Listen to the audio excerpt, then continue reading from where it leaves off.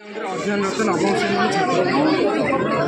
मोर project हूँ मोर प्रकल्प हूँ वायुमंडल जो दूषित गैस को किपर आम व्यवहार कर ह्रास कर व्यवहार कर अन्य पदार्थ सब सृष्टि कर पदार्थ सृष्टि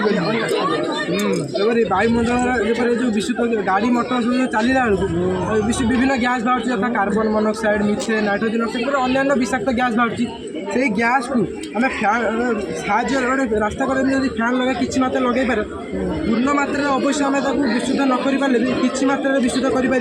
जहाँ आम घर मध्य रखा और उभय पार्श्वर घर को संयोजन है आम चतुर्पार्श्व आम साधारणतः पदार्थ पांचटी अवस्था थी भी आम तीन अवस्था को प्राय तीन अवस्था देखते तेणु गैसीय पदार्थ आम तरल तरल पदार्थ प्रथम गैसीय हम तापमात्रा प्रयोग अत्यधिक ताप प्रयोग है तरलटा गैसीय परिणत हम तेणु गैसीय पदार्थ आम तरल प्रयोग करा मैंने तार तापमात्रा कमेवा और चापटा को वृद्धि करवा जहाँफल तरल परिणत है और तरल मध्यम आम काई प्रस्तुत कर जो काईटा आम नित्य व्यवहार जपरी चित्र अंकन हो लेखा पढ़ा धला साइड्रे सफा कर उजाला काई प्रस्तुत कर चित्र जहाँद्वारा चित्र कर नित्य व्यवहार कर पुणी व्यवहार कर विराट कोहली